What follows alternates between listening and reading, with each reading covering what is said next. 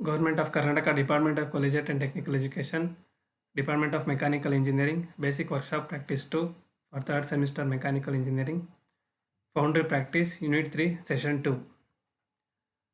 So, job to prepare the external mold cavity. So, ಅದು experiment ಹೋಗೋದಕ್ಕಿಂತ ಮುಂಚೆ ಬೇಸಿಕ್ಸ್ನ ತಿಳ್ಕೊಳ್ಳೋಣ.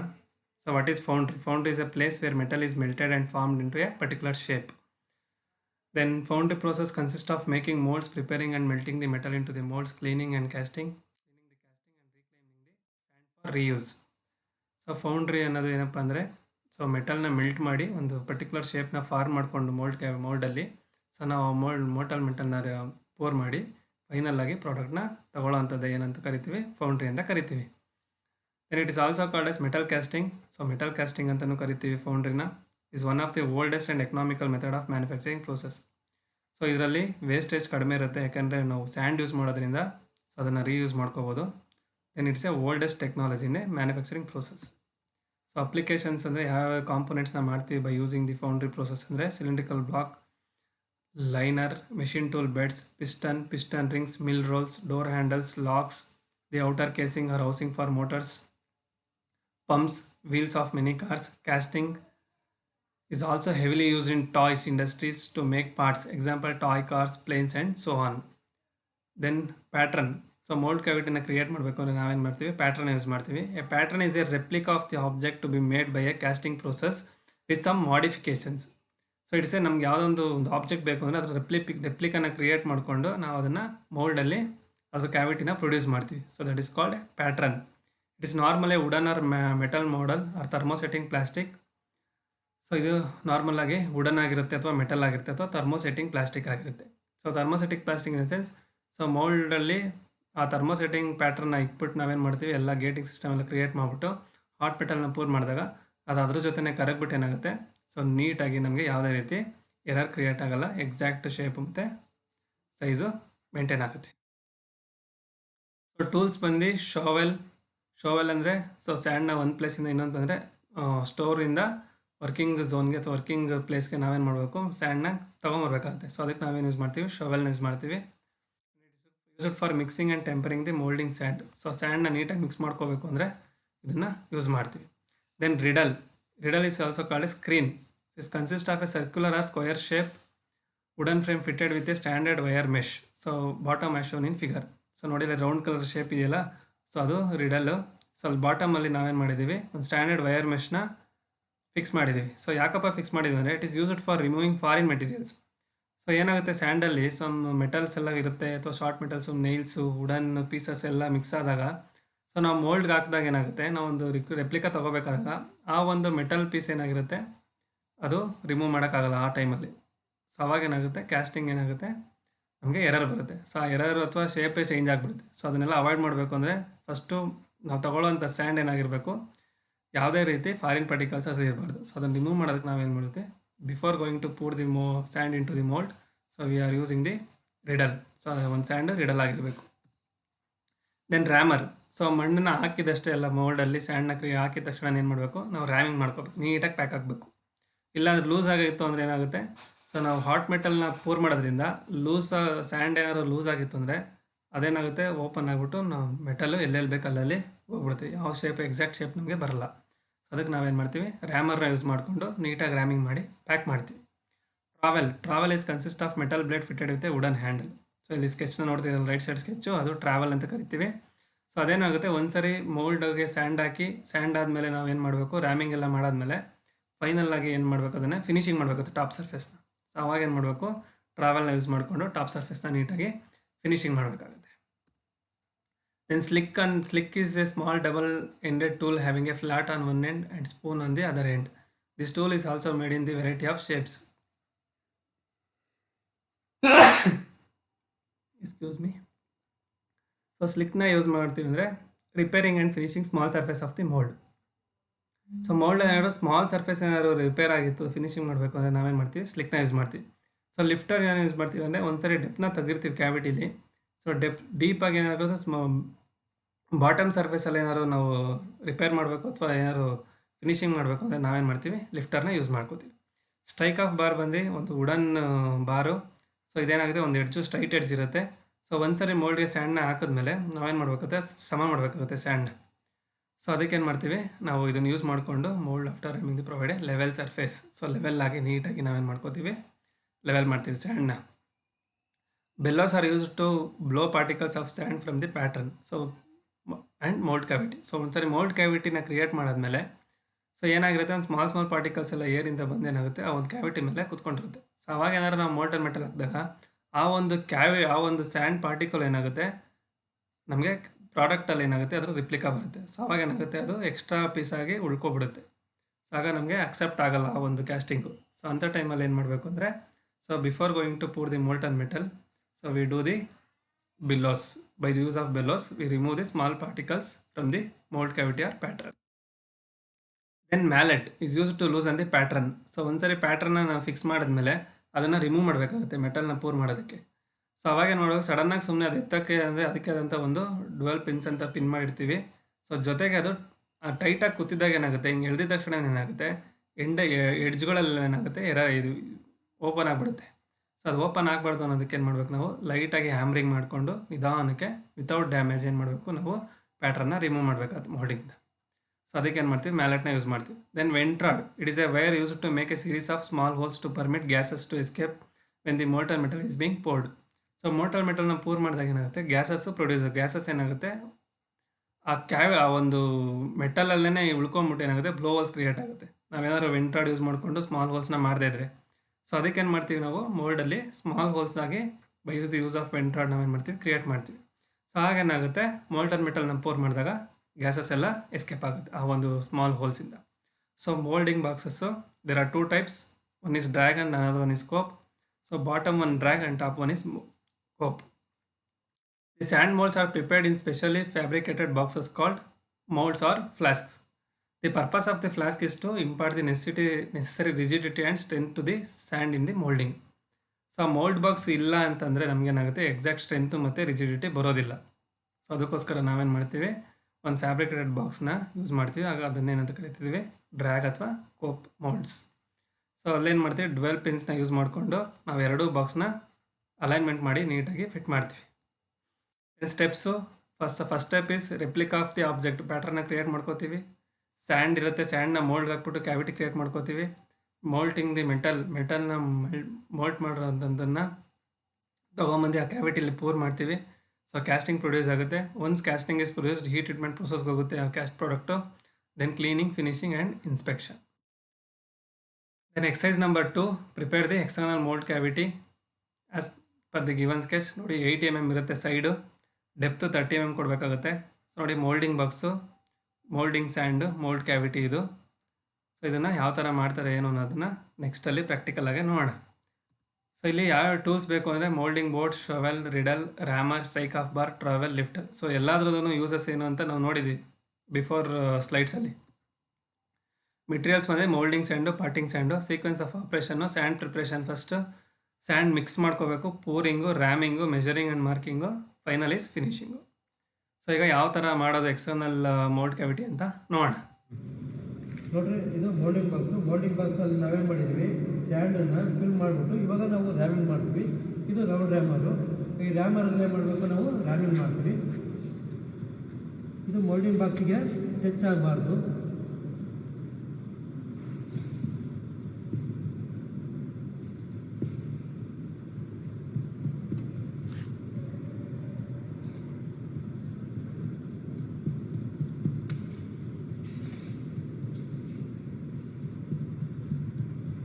ಇವಾಗ ಮೋಲ್ಡಿಂಗ್ ಬಾಕ್ಸಿಗೆ ಸ್ಟ್ಯಾಂಡ್ ಹಾಕಿ ನಾವು ರ್ಯಾಮಿಂಗ್ ಮಾಡಿದ್ದೀವಿ. ರ್ಯಾಮಿಂಗ್ ಮಾಡಿದ್ರಿಂದ ಇನ್ನೂ ಶಾರ್ಟೇಜ್ ಇದೆ. ಅದಕ್ಕೋಸ್ಕರ ಏನು ಮಾಡಬೇಕು, ಸ್ಟ್ಯಾಂಡನ್ನು ಇದರಲ್ಲಿ ಹಾಕಬೇಕು. ಹಾಕಿ ಎಣ್ಣೆ ಇರ್ತಕ್ಕಂಥದ್ದನ್ನ ಪುಡಿ ಮಾಡ್ಕೋಬೇಕು.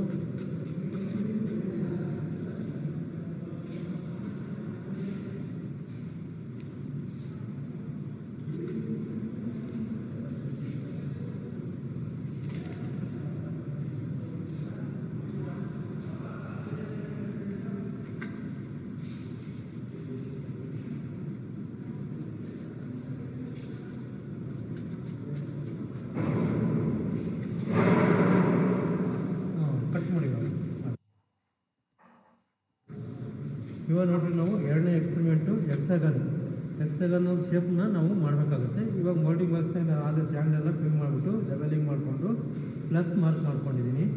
ಮಾಡ್ಕೊಂಡಿದ್ದ ತಡಕ್ಕೆ ಇವಾಗ ನಾವೇ ಮಾಡಬೇಕು, ನಾವು ಎಕ್ಸಗನ್ ಅಂತಂದಾಗ 80 mm ಉದ್ದ ಇರುತ್ತೆ. ಎಕ್ಸಗನ್ ಸೈಡ್ ಕೊಟ್ಟಿರೋದು ನಾವು 80 mm. ಏನು ಮಾಡಬೇಕು, ನಾವು ಕೂಡ ಡಿವೈಡರ್ನ ಕರೆಕ್ಟಾಗಿ ಲೆವೆಲಾಗಿ ಇಟ್ಕೊಂಡು ಇಟ್ಬೇಕು.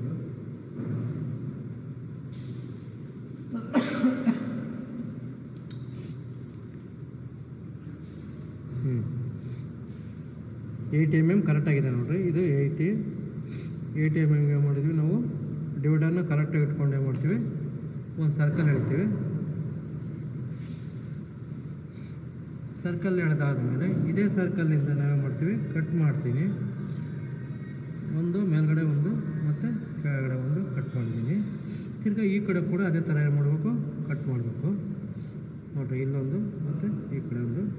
ಈ ಕಟ್ ಮಾಡಿರ್ತಕ್ಕಂಥದ್ದನ್ನ ನಾವೇನು ಮಾಡಬೇಕು, ಸೈಡ್ಸನ್ನು ಎಲ್ಲ ಸೇರಿಸ್ಬೇಕು ಅಂದಾಗ ಇವನ್ನೆಲ್ಲ ಜಾಯಿಂಟ್ ಮಾಡೋಣ, ಪಾಯಿಂಟ್ಗಳನ್ನೆಲ್ಲ ಸೇರಿಸೋಣ.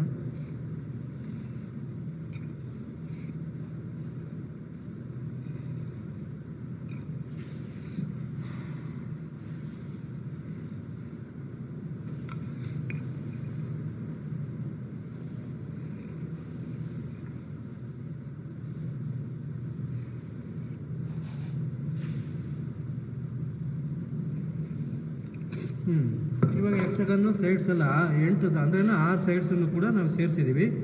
1 2 3 4 5 6 6 ಸೈಡ್ಸನ್ನು ಸೇರಿಸಿದ್ದೀವಿ. ಇವಾಗ ಎಕ್ಸಗನ್ ಶೇಪು ನಿಮಗೆ ಕಾಣ್ತಾ ಇದೆ. ಇವಾಗ ನಾವೇ ಮಾಡಬೇಕು, ಈ ಎಕ್ಸಗನ್ ಲೆವೆಲಿಗೆ ಕರೆಕ್ಟಾಗಿ ಮಾಡಬೇಕು, ಕಟ್ ಮಾಡಬೇಕು. ಅಂದರೆ ಸ್ಯಾಂಡನ್ನು ಕಟ್ ಮಾಡಿಬಿಟ್ಟು ರಿಮೂವ್ ಮಾಡಬೇಕು ಸ್ಯಾಂಡನ್ನು. ಅದೇ 30 mm ಡೆಪ್ತ್ ಇರಬೇಕು. ಮೊದಲು ನಾವೇನು ಸ್ಕ್ವೇರ್ ಇದಕ್ಕೆ ಕಟ್ ಮಾಡಿದ್ವೋ ಅದೇ ಥರ ಮಾಡಬೇಕು. 30 mm ಡೆಪ್ತಿಗೆ ಕರೆಕ್ಟಾಗಿ ಮಾಡಬೇಕು, ಪ್ರೆಸ್ ಮಾಡಿ ತೆಗಿಬೇಕು ಸ್ಯಾಂಡನ್ನು.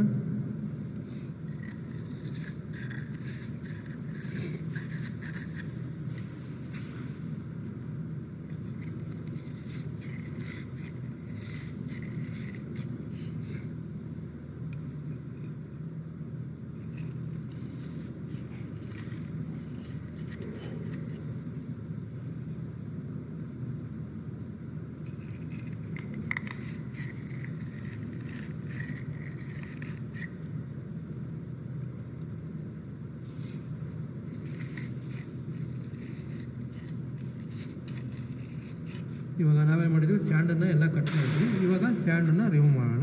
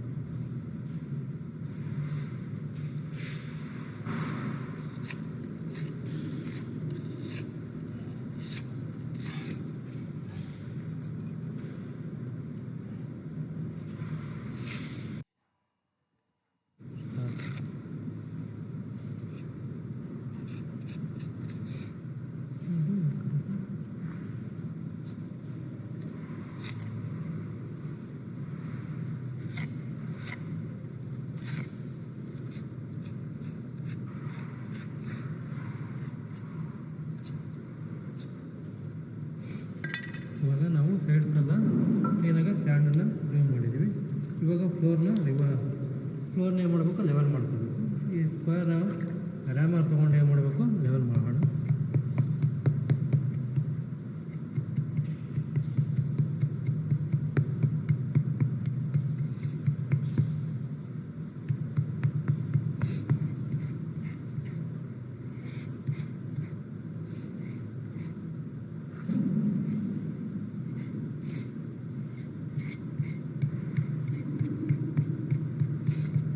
ಒಂದು ಲೆವೆಲ್ ಮಾಡಿದ್ದಾದ ಮೇಲೆ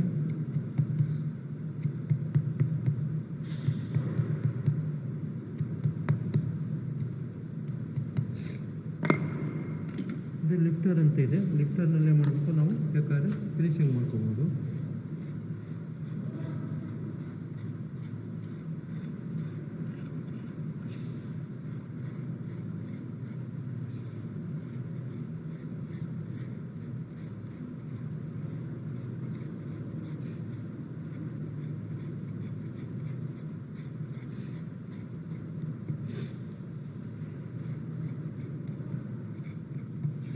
ಫಿನಿಶಿಂಗ್ ಮಾಡಿದ್ದಾದಮೇಲೆ ತಿರುಗಿ ಮಾಡಬೇಕು, ಟಾವಲ್ ತೊಗೊಂಡು ಮ್ಯಾಲದೆಲ್ಲ ಅಂದರೆ ಟಾಪ್ನಲ್ಲಿ ಇರ್ತಕ್ಕಂಥದ್ದೆಲ್ಲ ಲೈಟ್ ಫಿನಿಶಿಂಗ್ ಮಾಡ್ಕೋಬೇಕು.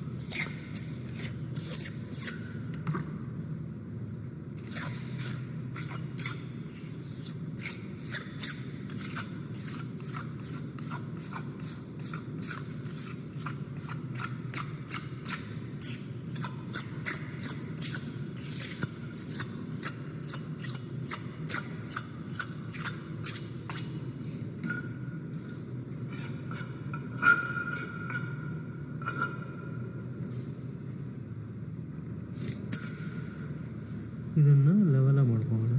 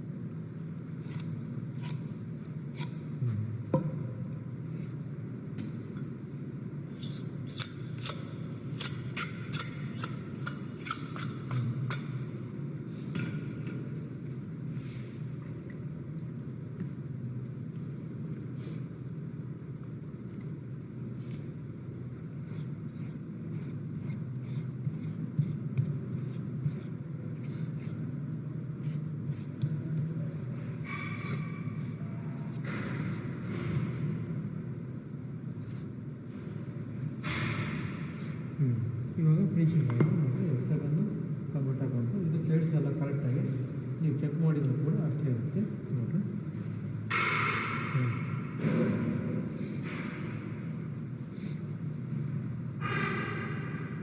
ಕರೆಕ್ಟಾಗಿ ಹಿಂಗೆ ಇಟ್ಕೊಂಡು ನೋಡಿದಾಗ ಕರೆಕ್ಟಾಗಿ ಕೂಡ ಅಷ್ಟೇ ಇರುತ್ತೆ. ಸೈಡ್ಸ್ ಎಲ್ಲ ಕರೆಕ್ಟಾಗಿ 86 ಇರುತ್ತೆ. ನೀವು ಮಾಡಬೇಕು ಈ ಎಕ್ಸನ್ನು ಈ ಥರ ಮಾಡಬೇಕು, ಫಿನಿಶಿಂಗ್ ಇಷ್ಟಿರಬೇಕು. ಓಕೆ, ನೋಡಿದ್ರಲ್ಲ ಯಾವ ಥರ ಎಕ್ಸಗನ್ ಮಾಡೋದು ಏನು ಅಂತ. ಏನೋ ಒಂಥರ ಖುಷಿ ಸಿಗುತ್ತಲ್ಲ ಅದು ಮಾಡೋದಕ್ಕೆ ಪ್ರಾಕ್ಟಿಕಲ್ಲಾಗಿ. ಓಕೆ, ಈಗ ಎಕ್ಸಗನ್ ಮಾಡೋದೆಲ್ಲ ನೋಡಿದ್ರಿ. ಸೊ ಈಗ ಜನರಲ್ ಟೂಲ್ಸ್ ಮತ್ತು ಇನ್ನು ಏನೇನು ಎಕ್ಸ್ಪೆರಿಮೆಂಟ್ ಮಾಡೋದಕ್ಕೆ ಏನು ಯೂಸ್ ಮಾಡಿದ್ವಿ ಅದ್ರ ಬಗ್ಗೆ ಎಲ್ಲ ಒಂದು ಸ್ವಲ್ಪ ಆಬ್ಜೆಕ್ಟಿವ್ಸ್ ನೋಡ್ಕೊಳ್ಳೋಣ. ಆಬ್ಜೆಕ್ಟಿವ್ ಕ್ವಶನ್ಸ್ ಏನು ಬರುತ್ತೆ ನೋಡೋಣ. Slick in a foundry shop is used to make and repair corners in a mold, thoroughly mix up molding sand, make venting holes in the mold, prepare gates. ಸ್ಲಿಕ್ನ ಯಾಕೆ use ಮಾಡ್ತಿದ್ದೀವಿ ನಾವು? Make and repair corners in a mold. Then lifter is round sieve, a long flat metal plate fitted with an offset handle, used to mark and repair corners in a mold, used to scoop and deep in the mold.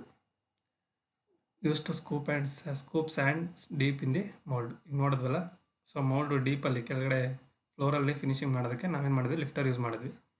Mould is a dash vertical passage, horizontal passage, connective passage, cavity. So ಏನು mold ಅಂದರೆ ಏನದು? It's a cavity.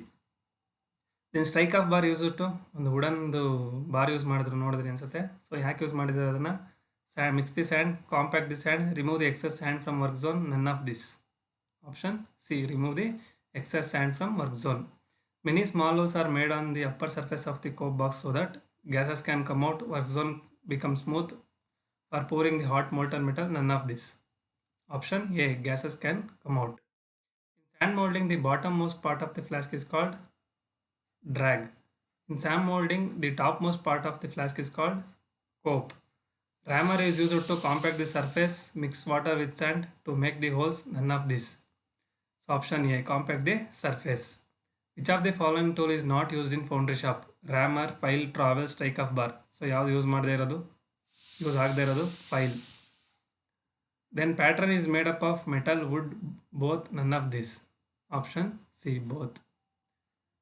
So ಇಲ್ಲಿಗೆ hexagon mold cavity complete ಆಗಿದೆ.